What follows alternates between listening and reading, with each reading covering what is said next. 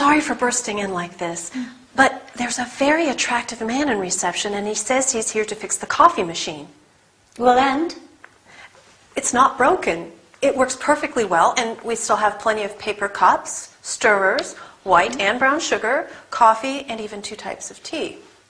Well, so then tell him that we don't need anything and the machine works just fine. But he's here now, and he's very attractive. And I thought perhaps we could have him check the machine just in case. I see. Well, perhaps we could spice up the day a bit. Let him in. Certainly. Thanks.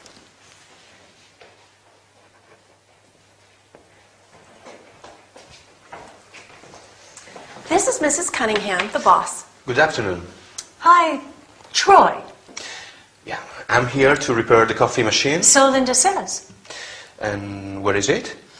We also have one of your vending machines with chocolates and biscuits.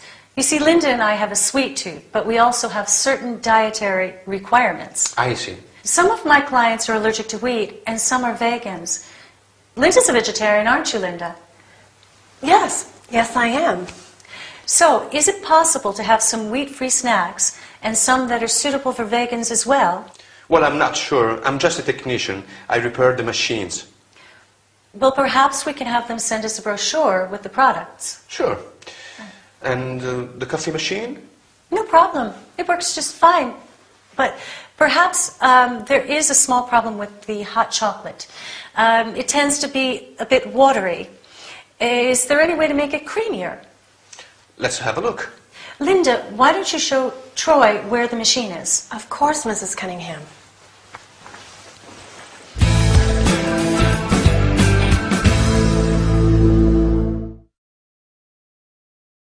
Hi there. Welcome with Anthony to your business workout.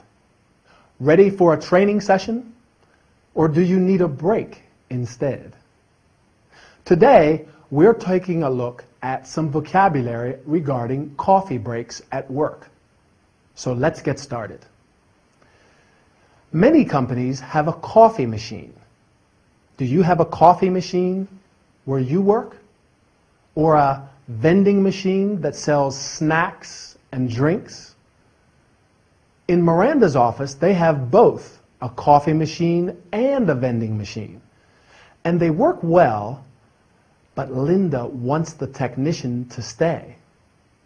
She thinks he's attractive, and they want to spice up the day, make it more interesting. So they ask him to repair the machine anyway. Let's see now, what items does she mention when she talks about the coffee machine? Paper cups to drink out of. Stirrers to stir the coffee when you add sugar. Do you take sugar in your coffee? Do you prefer white sugar or brown sugar? I like white sugar myself. The machine also makes tea and hot chocolate. Miranda says the hot chocolate is watery. That's the excuse to make Troy stay. She asks if there is a way to make the hot chocolate creamier. I agree, though. Hot chocolate has to be creamy, don't you think? What about the vending machine? Miranda and Linda both have a sweet tooth. They like sweet things, but they have certain dietary requirements in the office.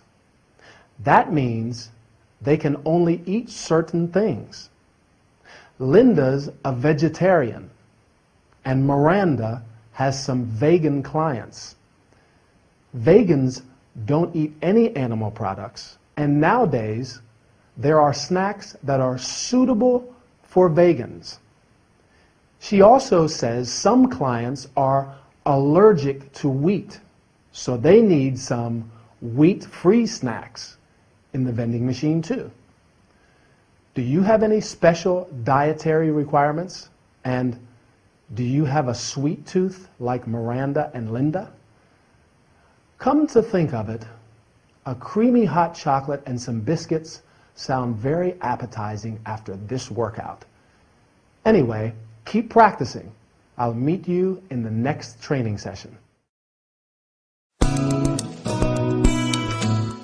Well, I'm sorry to say that there are quite a few mistakes in this report of yours. Mistakes, are you sure? Yes. But Linda can type it again, right? Sure, she can, but I'm a bit worried about her, you know. Why?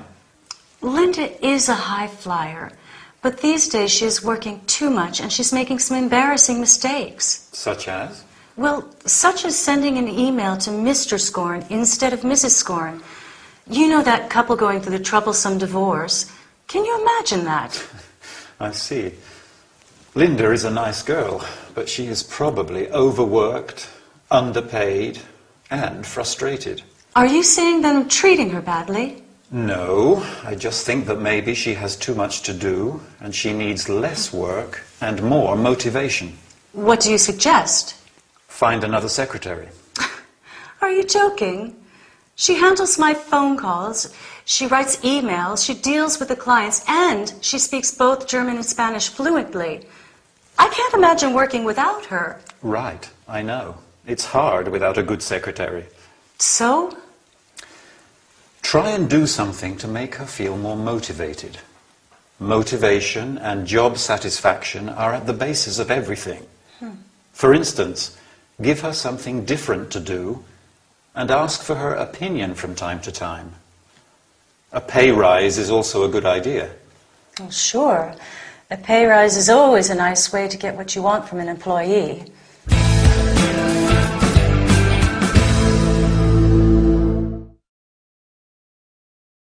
Hello and welcome to this business training session.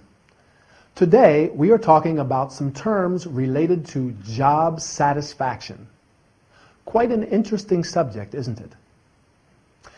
Just like Linda, more and more people feel less motivated and frustrated at work. As you can see, Linda is not satisfied with her job. When we talk about job satisfaction, we mean the feeling of happiness and success a worker gets from his job. Job satisfaction is also related to motivation. People are motivated when they have an interest or ambition that makes them want to succeed. The reason Linda does not have this motivation is probably due to the fact that she is overworked, which means that she has too much work to do, and underpaid, that is, paid too little for the work she does. She is probably also frustrated. You feel frustrated when you are angry and depressed because you cannot get what you want.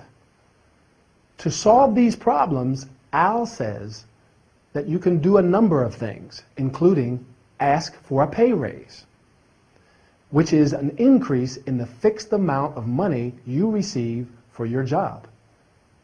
What about you?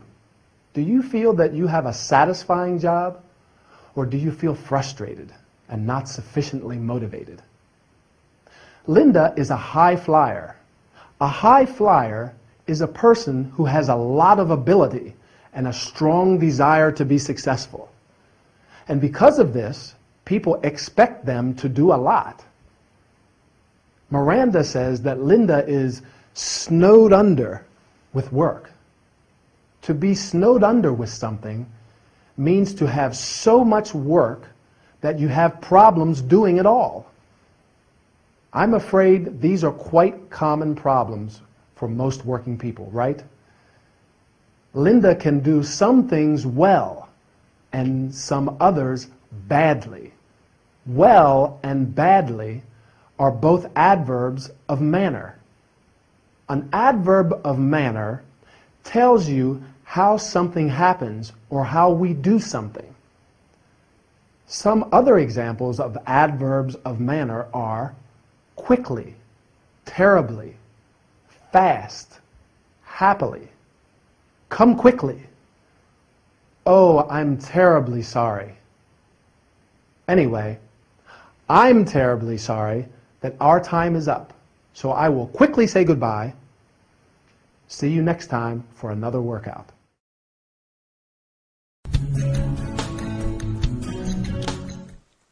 The only way to spend any time alone together these days is in the office. Yes, but it is interesting. At least we can have some privacy. Ray, honey, I have an appointment at 2. I want to have lunch first, and I don't want to... See, I show you affection, and you think about work. It's not my fault we don't spend any time together. You are a workaholic, Miranda. Me? Yes.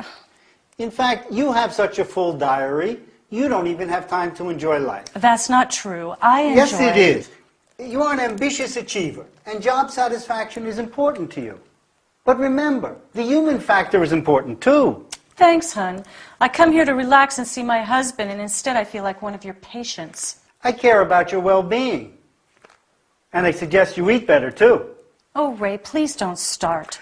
Stress causes people to eat unhealthy food. I like unhealthy food. Eating is one of life's greatest pleasures, and eating food I like is important too, isn't it, Doctor? Of course. Everything we eat has a certain vibration. And if we eat things that aren't in harmony with us, our bodies don't get the energy they need. Do you know what my body needs right now? Some Scottish rock oysters. Accompanied by a chilled glass of Chardonnay? You got it.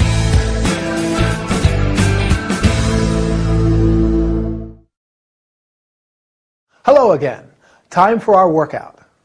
We all know that our diet is very important, but I have to agree with Miranda. Eating is one of life's greatest pleasures, so we have to enjoy it too. Now to our health and body care session. Ray is a doctor, and he knows the benefits of a healthy diet and eating healthy food. That is food that's good for you and also gives you the energy you need for your busy lifestyle. Stress causes people to eat unhealthy food. So although it may be food we like and it lifts our morale, makes us feel good and relaxed, it can also have negative effects. Not only on our physical well-being, because it's not good for us, but it can have negative psychological effects as well. How many of us eat our favorite food like chips or cake and then feel guilty because we know it's bad for us and we shouldn't eat it, but we eat it anyway? I, for one, love fish and chips, but I know fried food is unhealthy. However, when I'm stressed or I don't have time to cook, I often have fish and chips for lunch and then feel very guilty because I know I shouldn't have eaten them. It's better to have a healthy chicken salad or even a sandwich. Of course, Miranda knows all of this. Ray probably often reminds her to eat well because she says, "Ray, please don't start." It seems as though she hears it a lot, but it's just because he loves her and cares about her well-being. She's certainly very busy. She has a full diary, lots of appointments and things to do. In fact, Ray calls her a workaholic, which means she works too much. She's an ambitious achiever. She wants to be successful in her career, but Ray thinks she doesn't have time to enjoy life, which isn't good. We have to enjoy life and relax from time to time. Don't forget, that's healthy too. So take your time, have a rest, but don't forget to practice your English. I'll meet you in the next session. Bye.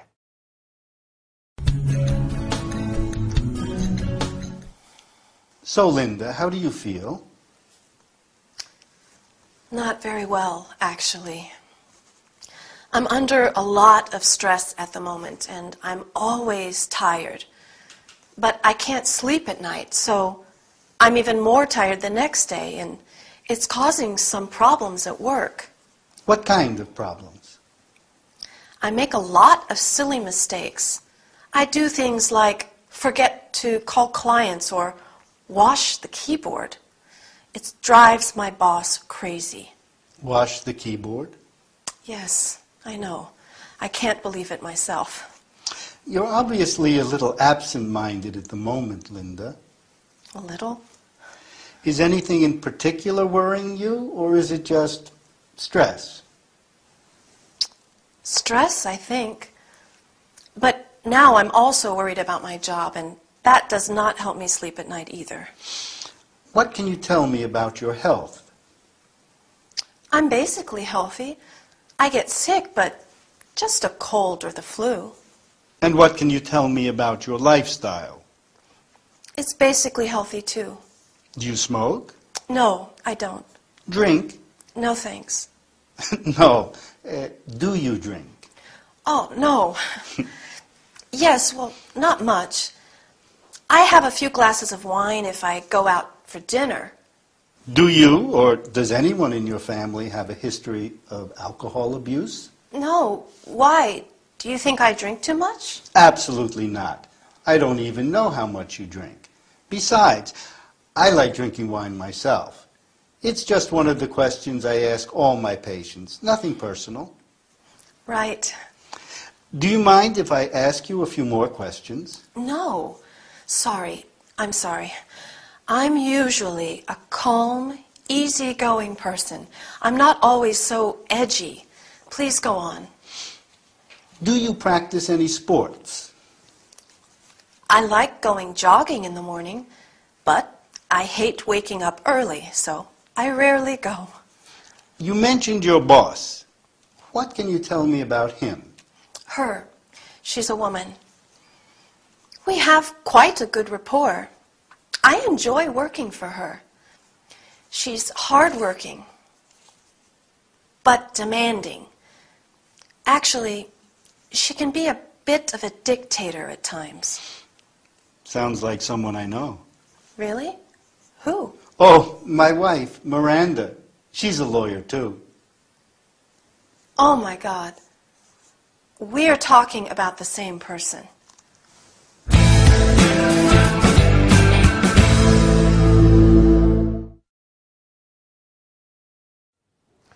Hi everybody, and welcome to this session of Health and Body Care. Today we're going to talk about stress and lifestyle. Taking care of your health and body means having a healthy lifestyle. Stress is one of the principal causes of health problems and sickness.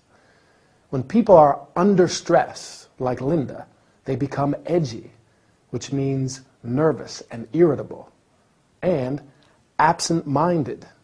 Linda, for example, has trouble sleeping, so she's tired and makes mistakes at work. She forgets to do important things, or does silly things like wash the keyboard of her computer. Do you get edgy and make mistakes like Linda when you're under a lot of stress? I know I do. Well, having a healthy lifestyle is also important to combat the more serious side effects of stress, like sickness, illness, depression, or alcohol abuse, which is when people drink too much to calm their nerves and anxiety. Luckily, Linda has quite a healthy lifestyle. She doesn't smoke, she doesn't drink. Well, a bit of wine with dinner is okay. She likes going jogging. The only problem is that she hates waking up early. Me too. That's why I go to the gym in the evening. What about you? Do you exercise regularly? It's very important if we don't want to get sick or ill. I notice that when I exercise regularly, I feel much better, and I hardly ever get the flu. Sometimes I get a cold, but I just take lots of vitamins and sleep. That's also very important, getting enough sleep. Another important aspect to consider for a healthy lifestyle is your work environment. Do you have a good rapport with your colleagues and your boss? Linda has a good rapport with her boss. She enjoys working for her. She says she's hardworking but demanding. Is your boss very demanding, or are you demanding at work? Can you remember 2 adjectives Linda uses to describe herself? She says she's usually a calm, easygoing person. Easygoing, that means you are relaxed and tolerant. Are you easygoing or demanding? It's probably good to be a bit of both and not too much of either. Take care. See you again soon for another training session. Bye.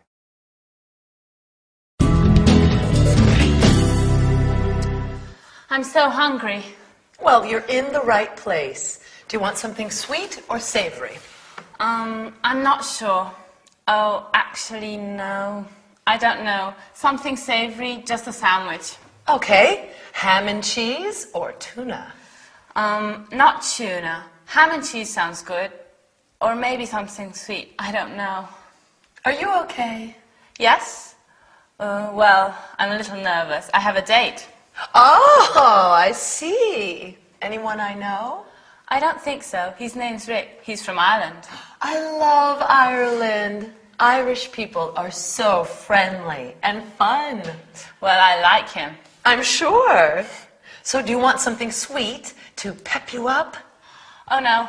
I haven't got time, Em. I have to meet him in 20 minutes. Oh, God, help. Calm down. You can't go on an empty stomach. Let me make you a quick snack to take away, and you can eat it on your way there. Okay, yes, you're right.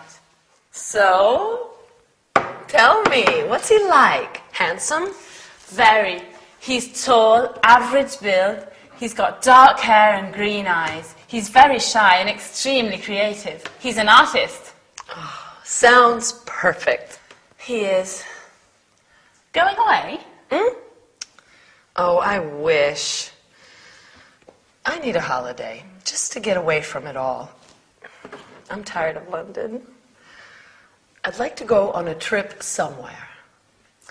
To the seaside? Yes, a seaside holiday on a beautiful, deserted beach and sleep under the stars. Or even to the mountains and spend a week camping out in the wild. A trekking holiday? That's not very relaxing. But it's different. You don't have to take the bus and the tube and walk through busy streets. Even a sightseeing holiday sounds wonderful right now. Anything, just not here. Your sandwich is nearly ready. Would you like a quick glass of wine? A glass of wine, just what I need.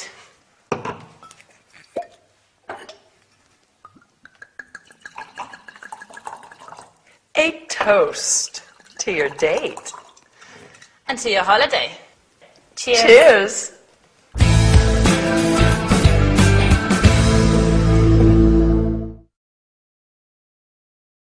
Welcome back. Ready to start working out? Great. Our main topics today are food and holidays, but we've quite a lot to cover, so let's get started. Did you see our episode? Sarah has a date with a handsome Irish boy, Rick, and she's very nervous, isn't she? She doesn't want to be late to meet him, but she's hungry. Do you remember what Sarah says about Rick? That he's shy and creative. Well, he is an artist after all. And to describe him physically, she says he's tall and average build, which means he's neither fat nor thin, and he's got dark hair and green eyes. Emily tells her that she can't go on an empty stomach without eating anything, so she prepares a quick snack for her to take away. But poor Sarah's so nervous that she can't even decide if she wants something sweet or savory.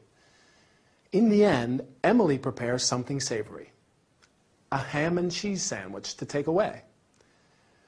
While Sarah's dreaming about Rick, Emily is dreaming of a holiday. She wants to go on a trip somewhere because she's bored of London. Difficult to imagine someone being bored of London, but it happens when you live and work in a place for a long time. She wants to get away from it all. Do you ever feel like that? That you need a holiday and want to get away from it all, even just for a week? A seaside holiday on a beautiful deserted beach always sounds good when you want to relax. Emily talks about sleeping under the stars. Sounds romantic, doesn't it? To sleep in the open at night and just see the stars all around. She also likes the idea of a trekking holiday in the mountains. Not quite as relaxing because trekking means physical exercise, but spending a week camping out in the wild sounds exciting too. She's so desperate to get away that she says even a sightseeing holiday sounds wonderful. Sightseeing means visiting all the important monuments and buildings in a city. That's not very relaxing either. Personally, I prefer to relax on a beach for my holidays. Back to Sarah and Emily. They make a toast at the end to wish each other luck. Not the kind you can eat. But when you touch glasses with someone, look them in the eyes and say cheers. So, shall we make a toast? A toast to your English, which I'm sure is getting better. See you soon. Take care.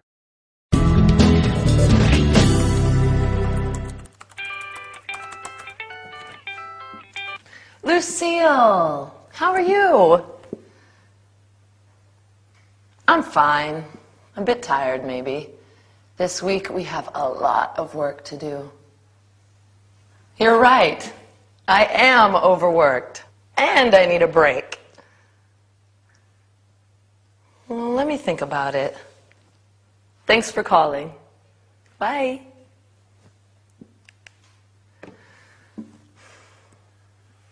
I think Lucille's right. I need a break. I should go somewhere. Let me have a look at some maps.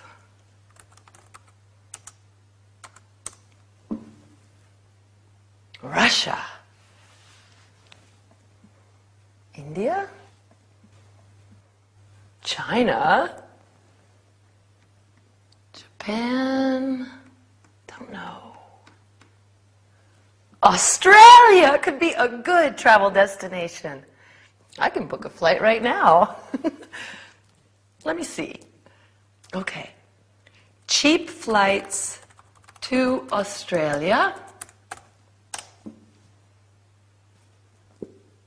Flying from London Heathrow and flying to Melbourne.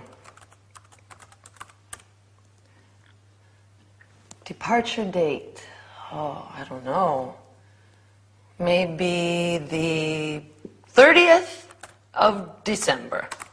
It's summertime over there. Maybe I can wear my bikini on New Year's Eve. Return date. 25 January. Passengers 1 adult, no children. Good. Search now. 1,300 pounds? Not so cheap. Let me see if taxes and fees are included. Still too expensive. Can't imagine the cost plus accommodations. What are some other options? Maybe a package tour is more convenient. Lucille may be able to give me some useful addresses. She always has to travel for her job. Lucille? Sorry, it's me again. I am looking for a package tour to Australia. Can you give me some useful addresses? Yes. Okay, I'm ready. www.globaltours.com www.adventuretours.com/packages. Oh, www.globaltours.com Backpackertour.com. Yes, thank you. Backpacking? I don't particularly like the idea of carrying a heavy weight on my back. Sleeping in a tent? Eating beans for a week? Fun? I don't think so. That's not my idea of a holiday. I'd rather stay at home.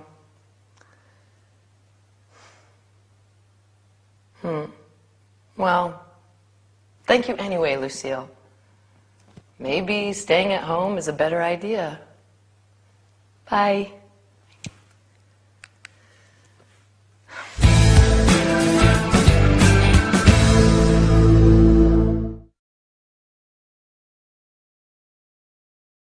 Hi, and welcome to our travel and entertainment session. Today, we're going to talk about booking flights, organizing holidays, and how to find good travel options on the internet. Just like most of us, Emily is overworked, which means that she has too much work to do and needs a break. That is a short period of rest. First, you have to decide on your travel destination. Then, just like Emily, you can search the internet for cheap or low-cost flights. When searching the internet, you can either type in what you are looking for or use a specific internet address.